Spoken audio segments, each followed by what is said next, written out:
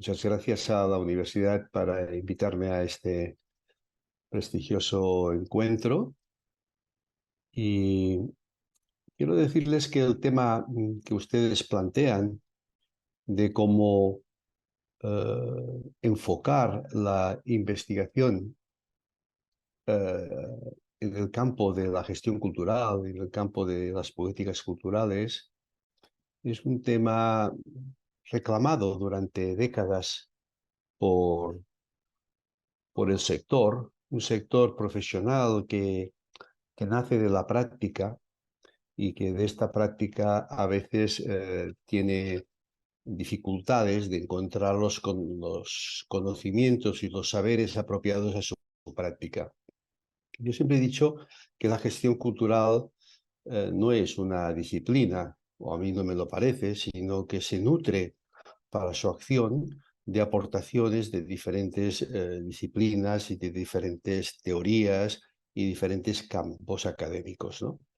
Y por lo tanto se concretan allí en el mundo de la sociología, de la antropología, de la pedagogía, de la psicología social, del derecho. Todos esos sectores, ámbitos se interactúan en el campo de la gestión cultural. Y la gestión cultural no es un experto en todo, sino que sabe combinar esos elementos y esos conocimientos para gestionar la cultura, para ayudar a gestionar los procesos culturales en nuestras sociedades, ¿no?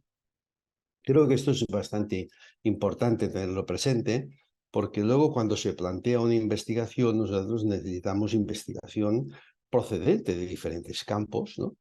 Y aquí hay la dificultad. Por otro lado, al ser un ámbito profesional, diríamos, muy centrado en la práctica, en la acción, en la intervención, esta acción también provoca un cierto conocimiento en los procesos de acción-reflexión, ¿no? Y esto es un tema que ha sido poco elaborado, pero mucha de la reflexión conceptual en la gestión cultural nace de la práctica. Es decir, cómo conceptualizamos la práctica y la experiencia profesional en para generar conocimiento que luego sea transferible a otros y cómo este conocimiento que sale de la práctica tenga unos códigos compartidos, un lenguaje compartido y sobre todo un lenguaje que también sepa interrelacionarse con estas otras teorías o disciplinas relacionadas con la gestión cultural. Por lo tanto, hay investigación cuando se actúa, si se sabe reflexionar, si se sabe conceptualizar, si se sabe extraer elementos que luego pueden ser utilizados para un trabajo quizá más sectorial, más profundo en procesos de investigación. Para esta charla yo, pensando también en que estamos hablando de investigación en políticas culturales, pero también en desarrollo sostenible, he preparado una presentación que iré introduciendo poco a poco para que vean ustedes cuál es mi posición, cómo yo entiendo este campo tan complejo en el que nos estamos metiendo. Espero que vean la intervención, si alguien de la organización me confirma que se ve. ¿Sí? Confirmado, doctor. Confirmado, bien. Bueno, esta idea de la dimensión cultural en el campo que nos referencia, ¿no? Todas las investigaciones en cultura y desarrollo, a mi parecer, forman parte de un campo de alta complejidad, ¿no? Porque lo que denominamos cultura, que a mí cada vez me interesa menos, me gusta más hablar de sistema o ecosistema cultural, es un campo interdisciplinar o multidisciplinar, que además un campo que va desde lo evidente empírico a tener un alto nivel de opinabilidad y subjetividad. El añorado Jesús Martín Barbero, en un debate en la cátedra, me decía: oye, Alfonso, ¿tú no crees que este campo de cultura y desarrollo es un campo postdisciplinar? Decía postdisciplinar, no para decir que no es importante las disciplinas, sino porque hay tantos elementos, que se situaba en este campo de la complejidad, que también Edgar Morin la ha trabajado bastante. Y sobre todo porque también es verdad que el poco dato empírico y los pocos datos empíricos de la cultura, porque la cultura el sistema cultural es muy amplio y no se puede recoger todo. Claro, cuando se habla de patrimonio cultural y solamente el dato que tenemos es número de museos y número de asistentes a los museos, dices, esto no refleja todo el ámbito del campo cultural.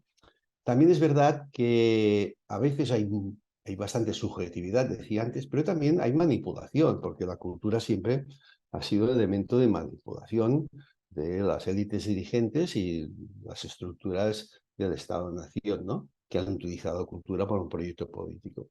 Todo esto creo que es importante tenerlo presente, porque a veces la no racionalidad o el no disponer de datos viene dado por una característica de que ciertas élites dirigentes, académicas, culturales y élites artísticas que existen, estas élites no quieren que esto se objetive. Y por esto las estadísticas culturales que existen, cuando existen, son muy parciales y no llegan al conjunto del ecosistema cultural. Todo eso es importante porque la investigación en las relaciones en cultura y desarrollo ha habido un exceso de definiciones, qué es cultura y que cultura lo integre todo, un exceso de búsqueda de lo que yo digo el todo, ¿no? Cuando la cultura, el todo de la cultura es inalcanzable, ¿no? Porque fíjense bien, yo siempre comparo, es decir, los científicos de las ciencias básicas estudian la naturaleza. No estudian nunca el todo de la naturaleza. Un científico estudia cómo se reproduce este vertebrado, el otro estudia cómo hay este proceso de alteración de las masas, diríamos, forestales. El otro estudia, seleccionan del todo de la naturaleza elementos y sobre estos profundizan. ¿Eh? Y entonces, a veces, en cultura no existe esto. Se quiere decir, entrar en todo, ¿no? Digamos, elementos concretos donde nosotros podemos avanzar. Por esto, el gestor cultural necesita una investigación aplicada, sectorial, ciertos concretos, pero también requiere una investigación centrada en resolver problemas de la sociedad.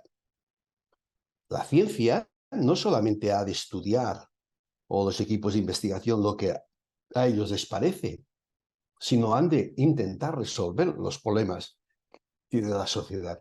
Cuando hemos padecido una pandemia, han aparecido unos científicos, unos investigadores que han intentado resolver esta pandemia y esto se ha convertido en una respuesta que es la vacuna, ¿no? a este COVID, ¿no?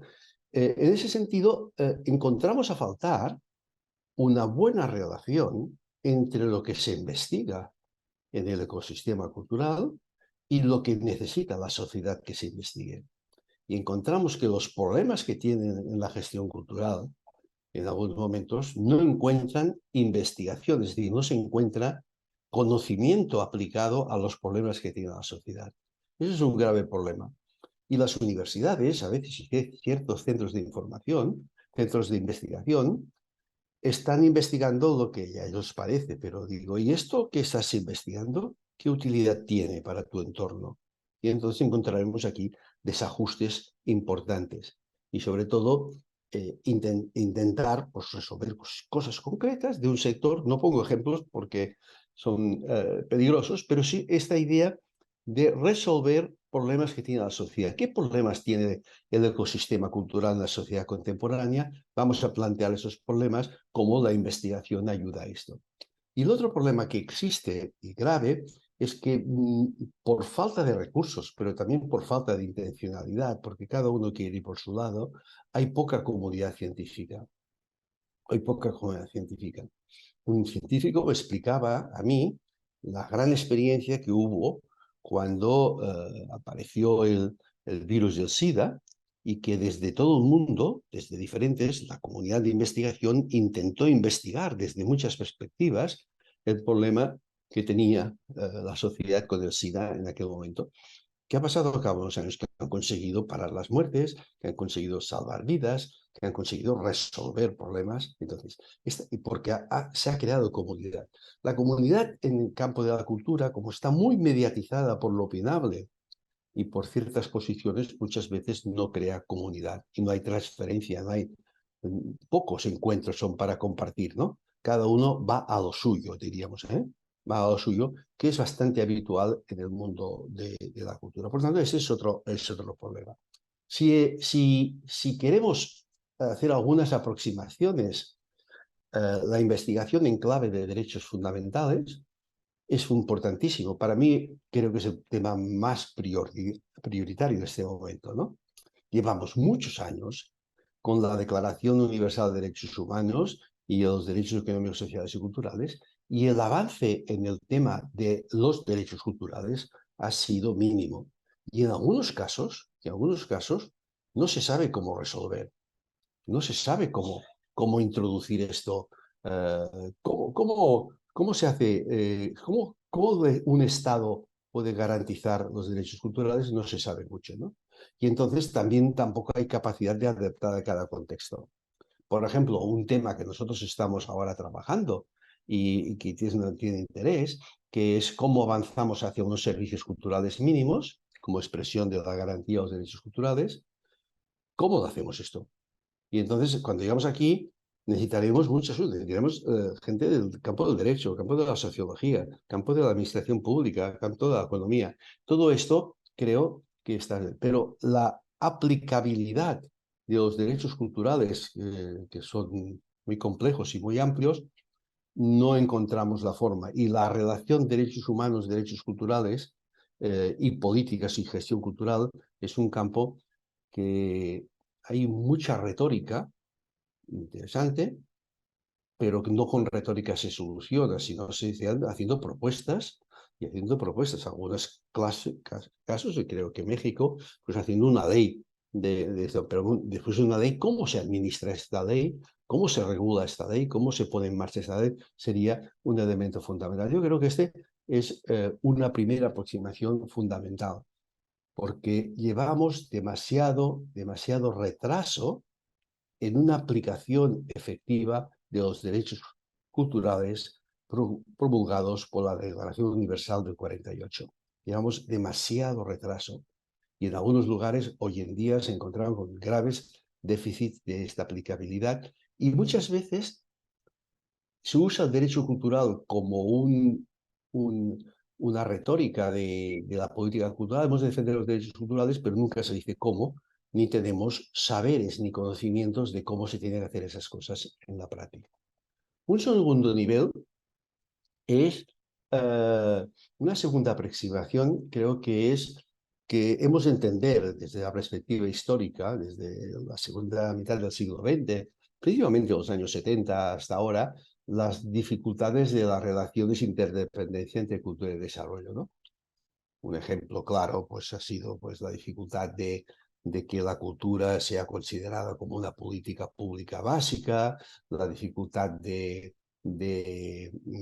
aceptar la cultura en los ODM y últimamente en los ODS, en la Agenda 2030, y sobre todo sabemos que cultura y desarrollo son un binomio que actúa y que no hay posibilidades de un desarrollo sostenible, un desarrollo humano sostenible sin la dimensión cultural, y que la dimensión cultural es un cuarto pilar del desarrollo sostenible. Todo esto ya lo sabemos, lo hemos estudiado, ha habido muchos aportes, pero no se revelan estos aportes, que diríamos, hay conocimiento disponible en este campo, no se va a reflejar en la incorporación en la agenda política.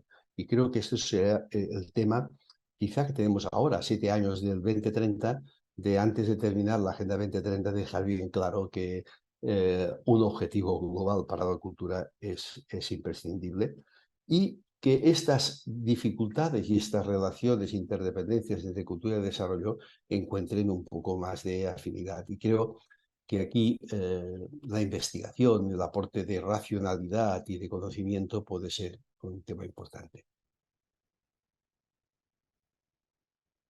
La segunda, la dimensión económica de la cultura, sí que es verdad que en las últimas décadas hemos avanzado mucho en estudiar sobre el sector cultural, la cuenta satélite, los aportes de cultura al desarrollo económico. Yo creo que aquí sí que ha habido un avance significativo en relación a otras décadas y se tiene que seguir aportando, ¿no?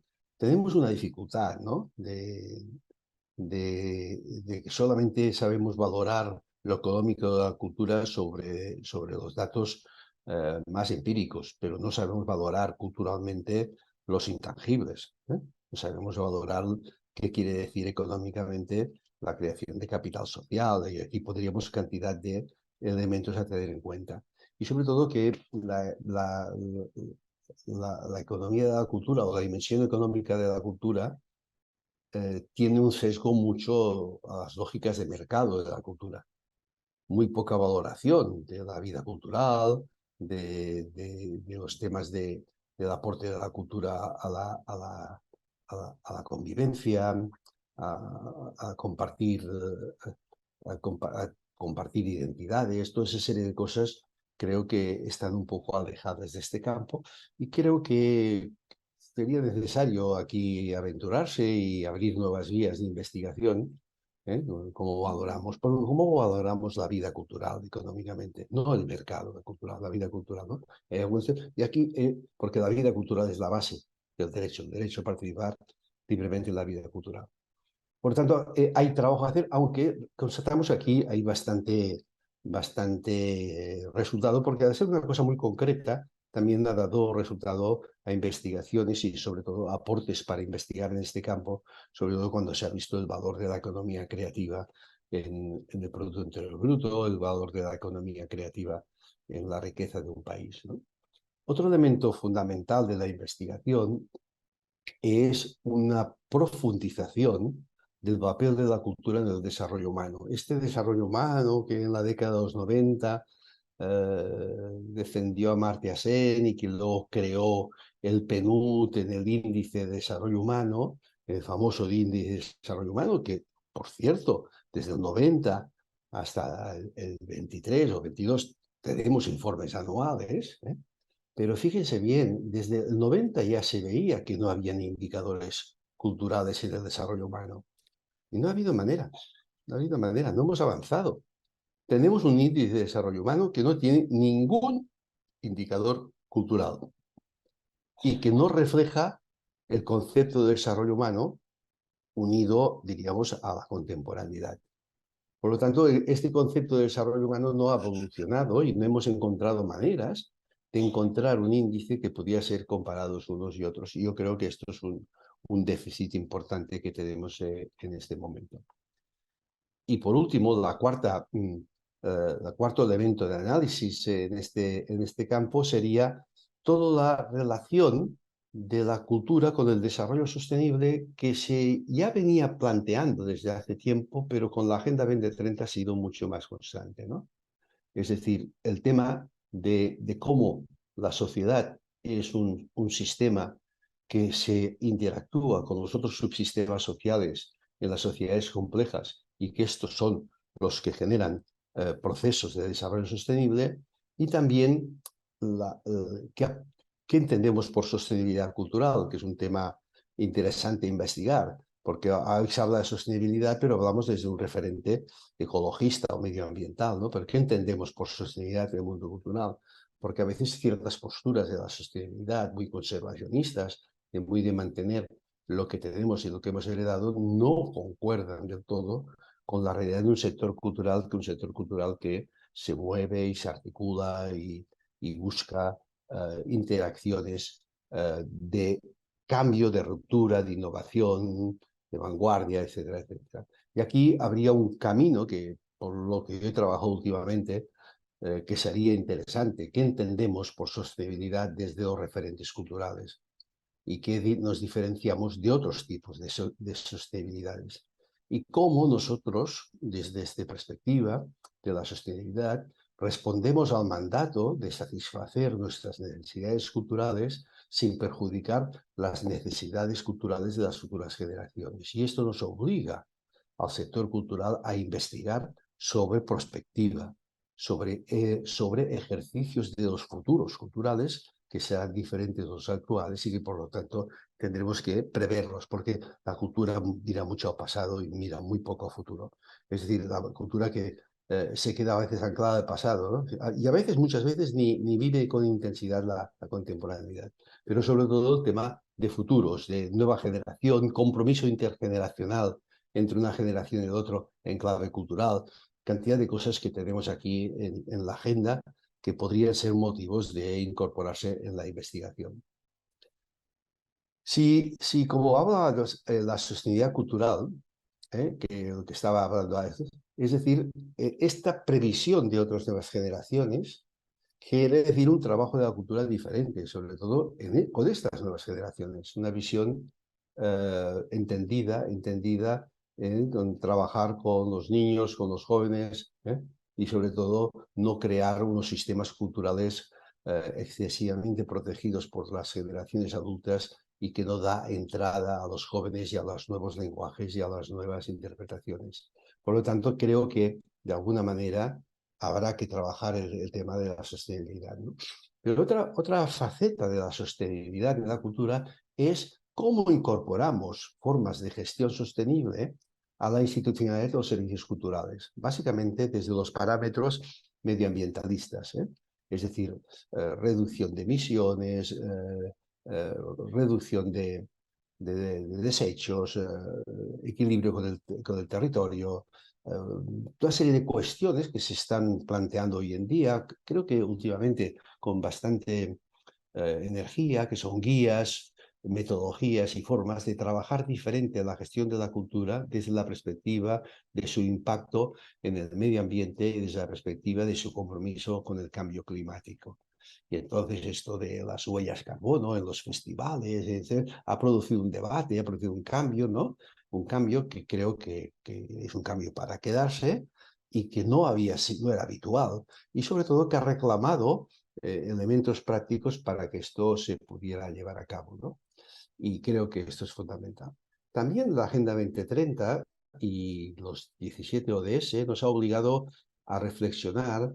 Como no hay un ODS Cultura, no nos hemos podido cerrar en nuestro ODS Cultura, a pesar de las críticas, y nos ha obligado a trabajar qué aporta la cultura a los diferentes ODS, qué aporta la cultura a la lucha contra la pobreza, a la seguridad alimentaria, a la salud y el bienestar, a la educación, a la igualdad de género. Y eso está provocando un campo muy interesante, con muchas aportaciones de cosas que no se habían reflexionado antes, ¿no? Como por ejemplo el sector cultural y la igualdad de género, ¿no? Que no se había planteado, ¿no? Y no se había planteado a veces ni como derecho, pero sobre todo como práctica, ¿no? Y encontramos que no había aquello que decíamos, hoy me decía una directora de un museo, de todas las obras que tengo yo en mi museo, solo 3 son de autoras mujeres, ¿no? ¿Por qué? Porque mujeres no pintaban, no sé, o porque mujeres estaban excluidas. Esta reflexión sobre la igualdad de género en una programación de un festival, la igualdad de género en una programación de un auditorio, cómo es que no hay mujeres que dirijan orquestas sinfónicas, toda serie de cosas, estas reflexiones de cómo en la literatura hay techos de cristal, toda esa serie de elementos que se están discutiendo en este momento son de una gran vitalidad, pero es una gran vitalidad porque el sector cultural, tan culto y tan guapo como siempre, no se había planteado. Y ahora se lo está planteando porque la Agenda 2030 y la sociedad lo está reclamando, y está reclamando pues una mayor igualdad, un grado de igualdad de oportunidades, etcétera, etcétera, que está cambiando una serie de aspectos. Por tanto, esta interrelación entre otros sistemas, por ejemplo, es muy interesante algunos trabajos que se están haciendo sobre cultura y salud, ¿eh? Cultura y medio ambiente, cultura y ciudad resilientes. Estos trabajos, diríamos, con otros subsistemas sociales, esto está dando mucho oxígeno al ecosistema cultural porque estaba a veces muy cerrado y sobre todo da unas posibilidades. Y estas interrelaciones requieren de conocimiento aplicado, de conocimiento, requieren de investigación, de cómo se hace esto, ¿no? ¿Cómo se hace esto? Porque cada uno viene... Entonces hay prácticas interesantes, pero cómo consolidamos ciertos conocimientos con otros sistemas. Y luego también es verdad que para terminar este punto, lo que decía antes, ¿no? La cultura también genera tensión y conflicto, ¿no? Y por tanto, innovación.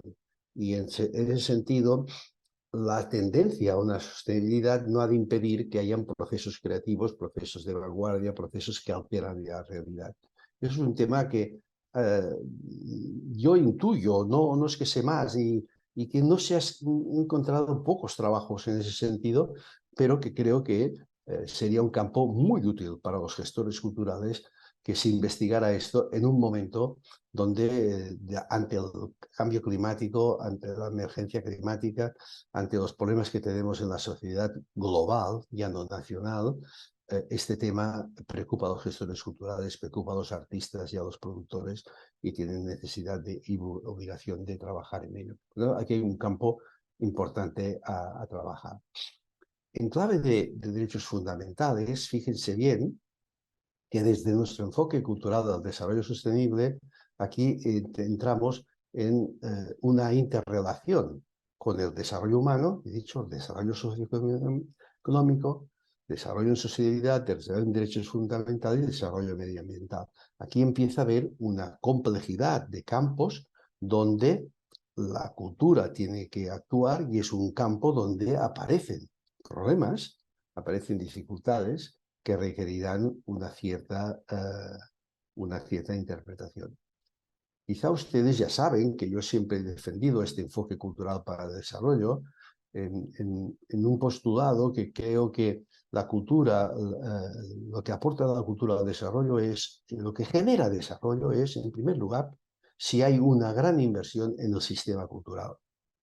Cuando más inversión, esto ha sido siempre, hay el sistema cultural, más desarrollo. Cuando hablamos de desarrollo cultural, no hablamos de cultura, sino decimos, invierte en cultura, invierte en el sistema cultural y esto generará procesos de desarrollo. Como diríamos, invierte en carreteras y tendrás, o invierte en aeropuertos y tendrás desarrollo turístico, ¿no? Es decir, hay necesaria una inversión. Por eso, el tema de la inversión en el sistema cultural es fundamental. Por eso se reclama pues, un porcentaje de los presupuestos municipales o un porcentaje del Producto Interior Bruto dedicado a la cultura. Toda serie de cosas van en la idea de que no habrá desarrollo si no se genera una inversión en el sistema cultural. En algunos países o algunas realidades donde fruto de ciertas realidades económicas ha habido un desarrollo global muy amplio, pero sin la incorporación de ese desarrollo del sistema cultural, luego se generan desajustes. Desajustes, pérdidas de identidades, pérdidas de valores.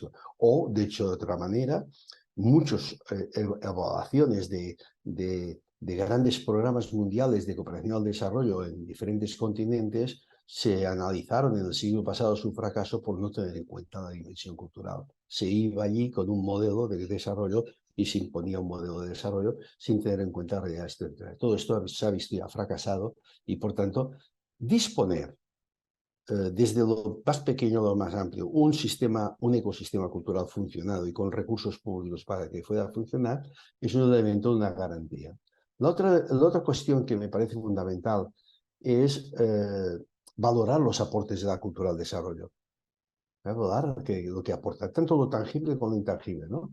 A que aportamos a un lugar, a otro, todo eso creo que es importante tenerlo presente y que incide notablemente a partir de ahí. Y entonces, de mi investigación demostrada a poner en evidencia los aportes de la cultura al desarrollo son fundamentales. Por ejemplo, en este momento yo estoy muy implicado en el tema de la Agenda 2030 en la Red Española de Desarrollo Sostenible, que estamos haciendo diferentes trabajos, algunos de ellos les hablaré ahora, y investigar cómo aportar la cultura. Cuando se hace un informe de progreso de los ODS de un país, no sabemos cómo la cultura se incorpora, ¿no? ¿Cómo se puede analizar esto? Eso es un problema que hay hoy en día, ¿no? Y aquí eso es un campo que me parece gran dimensión. El tercero, que es la dimensión cultural del desarrollo, ya me he referido antes, ¿no? Y no hay desarrollo general que se aplica. El desarrollo responde a un contexto cultural. Es decir, los valores culturales del lugar donde se implementa, el conocimiento tiene que tenerse en cuenta. Es decir, el desarrollo no es neutro, sino el desarrollo se aplica en un contexto, se ha de contextualizar de alguna manera, y creo que esto es importante tenerlo presente. Y por último, la cuarta columna que me parece a mí fundamental es que el sistema cultural es un gran proveedor de capacidades. Capacidades culturales, pero también de capacidades para otra acción, ¿no? Para capacidades humanas, y la relación entre capacidades humanas y capacidades básicas cada vez es más intensa. En algunos estudios hemos demostrado cómo cuando se fomentan capacidades culturales se resuelven también capacidades básicas, o al revés. Yo creo que eso es importante. Es un gran proveedor de capacidades, y que estas cuatro elementos, que ha sido un poco el eje de mi reflexión sobre cultura y desarrollo, todo esto hoy en día, todo esto se encuentra relacionado, ¿no? Es transversal con los otros sectores.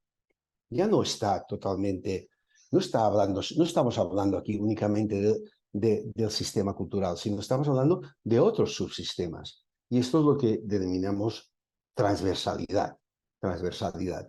Y esta transversalidad, que ya he repetido varias veces, es muy intensa en este momento, cuando hablaba cultura y sanidad, cultura y bienestar, ¿entiendes? Una serie de cosas. Esto se está convirtiendo ya casi como una demanda, donde se requiere nuevas capacidades y nuevas competencias para la gestión cultural y para la institucionalidad cultural. En ese sentido, en 2012, UNESCO, en un documento previo al 2015, planteó que la cultura tenía una doble función. Por un lado, la cultura es motor del desarrollo, en el sentido, la cultura en sí es desarrollo. Cuando yo hablo, el ecosistema cultural es desarrollo. El ecosistema cultural es desarrollo. Sin el ecosistema cultural no se puede medir el desarrollo en todo el sistema. Y por otro lado, la cultura como facilitador del desarrollo. Esto que se ha llamado transversalidad, horizontalidad o intersectorialidad, depende de las culturas organizativas, es un tema importante. Cuando hablamos de que la cultura está en todos los ODS, no queremos decir que no es necesario un ODS de cultura, sino decimos que la cultura en una forma está, es un productor de desarrollo directo, y por tanto, cuanto más se invierte en cultura, más desarrollo hay. Y luego la otra cosa es la transversalidad. Es decir, es verdad que la cultura puede incidir en ciertos procesos del ámbito de la salud, como he dicho, o del ámbito del empleo, o del ámbito de las ciudades sostenibles, pero esta doble función. Lo que no nos creemos aquí es aquello que la cultura está en todo, y por es todo, y por lo tanto no es necesario ni que tenga un ministerio. No, necesita estar en un ministerio, para decirlo en clave estructural, y necesita trabajar con todos los otros ministerios. Necesita tener un elemento de motor y otro elemento de facilidad. Este aporte de la cultura en 2012 era el que en el 2015, cuando se estaba redactando la Agenda 2030, se propuso un objetivo para esto, ¿no? Y esta que se propuso en el 2015 luego no se aprobó por motivos, diríamos, de que algunos países se opusieron a que la cultura estuviera en una agenda internacional compartida. Es decir, que de alguna manera países que aún creen que la cultura es un bien nacional, no es un bien global. Eso es un tema que se tendrá que tener presente. En ese sentido, la cultura como motor es esta idea de entender la cultura como cuarto pilar del desarrollo. La importancia del ecosistema cultural, relación entre inversión, sector cultural y resultados, ¿no? Los aportes a la economía creativa, la problemática de las evidencias, y el reconocimiento de las contribuciones intangibles. Esto es un campo importante, un campo que se tiene que evidenciar y que no se puede diluir con el otro, que es entender la cultura como facilitador, ¿eh?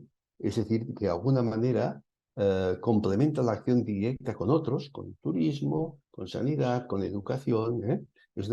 Porque también la transversalidad eh, es aceptar la complejidad del hecho y que no todo funciona por una lógica de competencial directa. Este doble trabajo motor, facilitador, este doble trabajo, reforcemos nuestro sistema, pero trabajemos con los otros sistemas, pero no nos diluimos en los otros sistemas, yo creo que es la fase de la transversalidad y que es una manera de pensar muy cercana más a la complejidad y sobre todo en pro de un modelo de desarrollo más transformador, ¿no?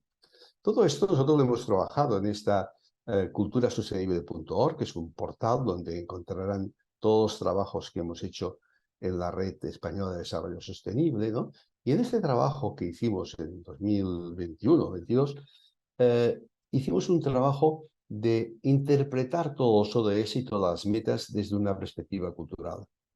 Y entonces, cogimos los 17 ODS, las 190 metas que encontraron aquí, hicimos un ejercicio, no para crear cátedra, sino para decir, yo puedo interpretar cada uno de esos, depende de mis referentes y de mi contexto, y aporto serie de cosas, ¿no? Y aquí de verdad ha sido interesantísimo porque hemos encontrado razones, ¿no? Hemos encontrado razones. Yo siempre explico una anécdota, estuve en un encuentro de esos de cambio climático y el tema que se derivó, el debate, fue hablar de los desastres naturales, ¿no? Ahora que hemos vivido aquí cerca de España, pues el terremoto en Marruecos y las tormentas en Libia, ¿no? Y entonces hablaban todos los expertos en clima, los expertos en medio natural, en medio de la reducción de las capas, todos los expertos científicos, el único que era, entre comillas, de letras era yo, ¿no? Y hablábamos de tragedias, ¿no? Y cuando, y cuando me tocó interpelar después de un gran experto en catástrofes, y que hablaba de una forma bastante radical de lo que nos venía encima, ¿no? Yo dije, mire, ustedes han de aprender que cuando hay una catástrofe natural, no solamente es la ruptura de las conducciones de agua, los equipamientos, las carreteras, ¿no? Y empecé a hacer una lista. Cuando hay un desastre natural se destruye patrimonio, se destruye vida cultural de la población, se destruye memoria colectiva, se destruye tradición, porque se destruyen memorias familiares, se destruyen objetos y espacios significativos para la comunidad. Y esto es una lista de elementos culturales diciendo, ¿ustedes lo miran esto? ¿Ustedes ven esto cuando ven una catástrofe? Y el experto más tecnócrata del tema se quedó parado y me dijo, oye, esto es una reflexión interesantísima. Nunca había pensado que en una catástrofe, llevo años, he hecho mi tesis y toda serie de cosas, tenía que valorar los factores culturales. Y se quedó perplejo, ¿no? Y claro, cuando se habla de desertización, oígame, ¿y la desertización humana y cultural? Cuando un territorio se despobla, se desertiza humanamente, cuando un territorio se desertiza biológicamente, también se desertiza la parte humana y la parte cultural. Entonces, cuando empezamos estas relaciones, es interesante ver, articular muchas cosas, ¿no? O cuando les dicen, escúcheme, ustedes que defienden tanto los océanos, ¿quién son los que divulgan más el valor de los océanos, los animales que hay aquí? Pues los museos que hay en zonas de costa, que explican historias, explican cosas. Por tanto, el museo es un aliado de la lucha para el equilibrio de las aguas marinas y los océanos, ¿no? Entonces, este diálogo entre ha permitido abrir muchas puertas y, sobre todo, ver otras perspectivas y muchas veces a un director de museo dice, yo ahora tengo mucha más perspectiva que tengo que incluir en mis contenidos, de lo que sea el museo, pues esta lectura de interrelación con otros problemas que tiene nuestra sociedad, como son los que recoge la Agenda 2030. Y nada más, me quisiera acabar aquí con un epílogo general, ¿no? A ver, repito algunas cuestiones que me parece fundamental. En primer lugar, los gestores culturales, la práctica profesional ha de ser una práctica profesional que permita un mínimo de reflexión. Por tanto, la acción-reflexión profesional sobre la práctica o la experiencia ha de ser un proveedor de conocimiento. Para ser un proveedor de conocimiento es importante que la acción-reflexión se haga de forma institucionalizada y de forma formalizada, como un proceso de generación conocimiento, es decir, de conceptualizar la experiencia para aportar saberes que luego pueden ser transmitidos a otros. Yo creo que eso es una idea fundamental. La segunda idea, perdón, la segunda idea es que los centros de investigación, las universidades, miren a los problemas reales, intenten investigar sobre problemas reales. Yo he dirigido tesis y tesinas y esto, y a veces alguien decía, ¿cuál es el problema que quieres investigar? El problema, y dice, ¿y esto le interesa a alguien? Pregunta, ¿no? ¿Esto le interesa? ¿Esto resuelve algo? ¿Este saber que tú quieres aportar en una tesis doctoral aporta algo de conocimiento a nuestra sociedad? Estas preguntas se han de hacer, porque si no, a veces ciertos centros universitarios y centros de investigación están investigando sobre algo que está muy lejano de esta realidad y que está en el sexo de Los Ángeles, ¿me entiendes? Y en ese sentido, creo que es importante tener presente este tema, que estudiar, investigar temas reales. Luego, una mejor relación entre políticas culturales, la gente que gestiona políticas culturales, y centros de investigación y academia. Intentar hacer demandas. Oiga, academia, inténtame ayudar a esto, ¿no? Demandas concretas, ¿no? Y sobre todo, ágiles esta relación, ¿no? Porque no puede ser que la gente que está actuando y tomando decisiones no disponga de conocimiento para tomar decisiones. Cuarto elemento, prestigiar las decisiones culturales con racionalidad, con aporte y con contenido. Hemos de evitar decisiones culturales que son totalmente, que no tienen ninguna base, ni de académica, ni de conocimiento, ni de nada, ¿no? Que son de aportaciones, ocurrencias, ¿no? Como me decía un gestor cultural, es una ocurrencia de mi responsable. No, el campo de la gestión cultural puede ser opinable, se puede hacer de muchas maneras, pero tiene un cierto orden que se tiene que respetar. La quinta, creo, es mayor visibilidad de los aportes. Sobre todo, hemos de aportar racionalidad y hacer crítica cultural o crítica a ciertas decisiones culturales a partir de la racionalidad y aceptando que en cultura hay muchas posiciones y muchas posibilidades. Pero sobre todo, tiene que ser aportando racionalidad. Quinto, es decir, hemos de tener en cuenta, o sexto, hemos de tener en cuenta que la formación de gestores culturales ha de nutrir de estos nuevos conocimientos. Tiene que actualizar sus currículums para adaptarlos a estos nuevos conocimientos. Y creo que aquí hay un trabajo importante para enseñar a los gestores culturales aquello que les será necesario para su práctica. Y aquí puede haber más debate o menos debate, pero sobre todo mirando, intentando encontrar contenidos que sirvan para ellos, para este caso.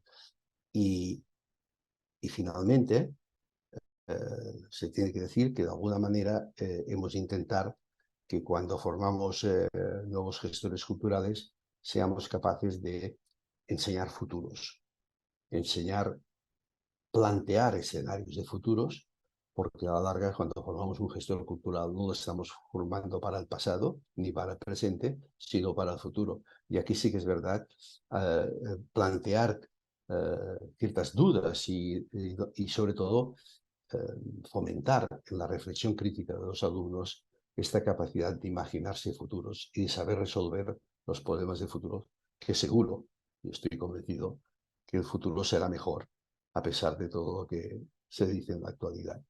Muchas gracias.